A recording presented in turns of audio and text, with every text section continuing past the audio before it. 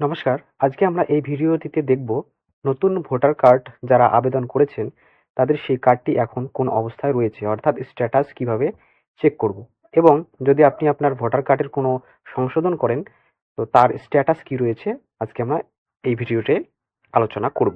তো এর জন্য প্রথমেই আপনাকে চলে আসতে হবে voters.eci.gov.in এই ওয়েবসাইটটিতে, অথবা ডেসক্রিপশন বক্সে লিঙ্ক দিয়ে দেবো, সেখানে ক্লিক করে আপনি সরাসরি এই পেজটিতে চলে আসতে পারবেন।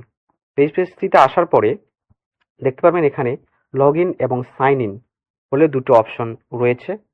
তো যাদের এই পোর্টালে সাইন আপ করা নেই তারা এই সাইন আপে ক্লিক করবেন। সাইন আপে ক্লিক করে এখানে আপনার মোবাইল নাম্বার, ইমেল এবং ক্যাপচা বসিয়ে দিয়ে সাইন আপ করে নেবেন। এবং যাদের অলরেডি সাইন আপ করা রয়েছে তারা এই লগ ইনে ক্লিক করবেন, লগ ইনে ক্লিক করে লগ ইন করে নেবেন। এখন আমরা ওটিপিটি বসিয়ে দিলাম, দিয়ে লগ ইন করলাম। লগ ইন করার সাথে সাথে এরকম একটি পপ আপ মেসেজ চলে আসবে। এখানে ক্রস চিহ্নে ক্লিক করে এই পপ আপ মেসেজটি কেটে দেবেন।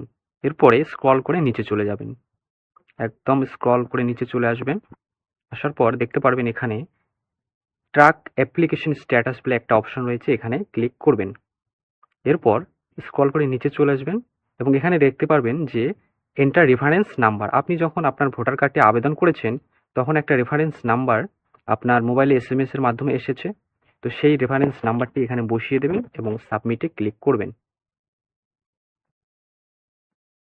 সেই ক্লিক করার সাথে সাথে এখানে আপনার ডিটেলস চলে আসবে, state, SC, first name, last name সবকিছু দেখাবে। এবারে স্ক্রল করে ডান দিকে চলে আসবেন। আসার পর দেখতে পারবেন এখানে একটা ডাউন অ্যারো রয়েছে, এই তীর চিহ্নে ক্লিক করবেন। এরপরে স্ক্রল করে নিচে চলে আসবেন। আসার পর প্রথমে দেখতে পাচ্ছেন সাবমিটেড, তারপরে BLO অ্যাপয়েন্টেড, অর্থাৎ BLO অ্যাপয়েন্ট করা হয়েছে। তারপর ফিল ভেরিফিকেশন হবে এবং তারপরে যদি অ্যাকসেপ্টেড হয়ে থাকে আপনার আবেদন, তার কিছুদিন পরে আপনি আপনার ভোটার কার্ডের যে নতুন নাম্বার সেটা জেনারেট হয়ে যাবে, সেটা এখানে দেখতে পারবেন। এবং তারপরেই দেখতে পারবেন যে ডিসপ্যাচ হয়েছে কি কি হয়নি। তো আমাদের এখানে নট ডিসপ্যাচ, তো এখনো প্রিন্টিং বাকি রয়েছে, আন্ডার প্রিন্টিং এ রয়েছে।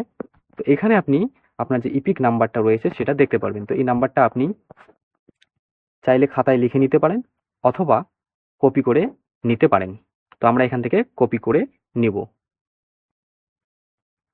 নাম্বারটি কপি করে নেওয়ার পর ব্যাক করে প্রথম পেজে চলে আসব এবং নিচে ট্র্যাক অ্যাপ্লিকেশন স্ট্যাটাস, ঠিক তার একটু নিচে স্ক্রল করে আসলে দেখতে পারবেন ইপিক ডাউনলোড বলে একটি অপশন রয়েছে। তো এখানে ক্লিক করবেন। এরপর দেখতে পাচ্ছেন প্রথমে রয়েছে ইপিক নাম্বার এবং তারপর ফর্ম রেফারেন্স নাম্বার। তো আপনি আপনার ফর্ম রেফারেন্স নাম্বার দিয়ে যদি ডাউনলোড করতে চান এখানে ক্লিক করবেন, এবং যদি ভোটার কার্ডের নাম্বার দিয়ে করতে চান এখানে ক্লিক করবেন। তো আমরা ভোটার কার্ডের নাম্বার যেহেতু কপি করে নিয়েছি তাই এখানে ক্লিক করলাম। এরপর আপনার যে ভোটার কার্ডের নাম্বার সেটি এই ঘরের মধ্যে বসিয়ে দেবেন। এরপর সিলেক্ট স্টেট থেকে আপনার যে রাজ্য সেটি সিলেক্ট করে নেবেন। আমরা ওয়েস্ট বেঙ্গল সিলেক্ট করে নিলাম। তারপর এখান থেকে সার্চে ক্লিক করবেন। সার্চ করার পর স্ক্রল করে নিচে চলে যাবেন, আপনার সেই ডিটেলস, নাম, বাবার নাম সবকিছু দেখাবে এবং কোন মোবাইল নাম্বারটি দেওয়া রয়েছে সেটাও দেখাবে। এরপর স্ক্রল করে নিচে চলে আসবেন। আসার পর সেন্ড ওটিপি বলে একটি অপশন পাবেন, এখান থেকে সেন্ড ওটিপিতে ক্লিক করবেন। তারপর আপনার সেই মোবাইল নাম্বারে একটা ওটিপি যাবে, ওটিপিটি দেখে বসিয়ে দেবেন। ওটিপিটি বসিয়ে দেওয়া হয়ে গেলে এখান থেকে ভেরিফাইতে ক্লিক করবেন।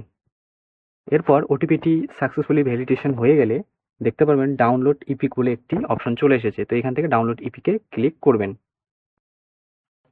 এবং দেখতে পাচ্ছেন congratulation your epic for the epic number দেখাবে জেনারেটেড সাকসেসফুলি।